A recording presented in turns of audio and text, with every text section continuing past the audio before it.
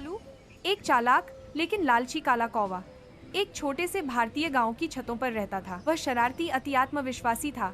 हमेशा सोचता था कि वह बाकी सभी से ज्यादा स्मार्ट है। यह मजेदार था क्योंकि उसकी योजनाएं हमेशा शानदार ढंग से विफल हो जाती थीं। गांव में मिट्टी की छतें, संकरी गलियां और गेंदे के फूल की सजावट थी। एक खिड़की वाला एक व्यस्त रसोई घर, बाल्टी के साथ एक कुआं और नीचे एक रंगीन शादी का जुलूस। एक धूप वाली सुबह कालू ने राधा चाची की खिड़की पर ताजी गरम रोटियां देखी। उसकी आंखों में भूख और शरारत चमक उठी। वह नीचे झपटा, एक रोटी छीनी और छत पर अपने गुप्त स्थान पर उड़ गया। लेकिन जब वह लौटा तो उसके प्रतिद्वंदी मोती कुत्ते ने उसे पहले ही खा लिया था। कालू हताशा में चिल्लाया।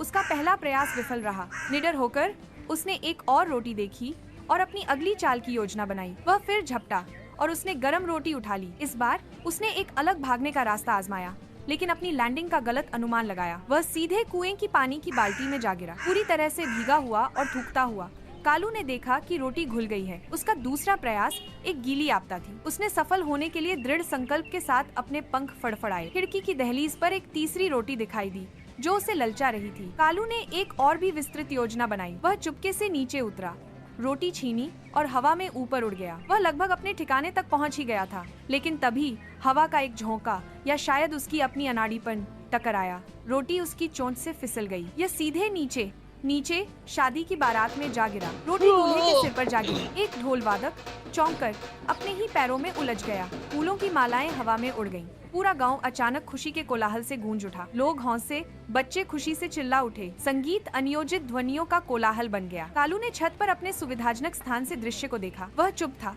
उसकी आंखें अविश्वास से चौड़ी थीं। उसकी भव्य योजना एक बार फिर बुरी तरह विफल हो गई थी। गांव ने जश्न मनाया। कौवे की भूमिका से अनजान कालू चतुर लेकिन लालची कौवे ने एक सबक सीखा था। कभी कभी सबसे चतुर योजनाएं भी अप्रत्याशित, प्रफुल्लित करने वाले परिणाम दे सकती हैं।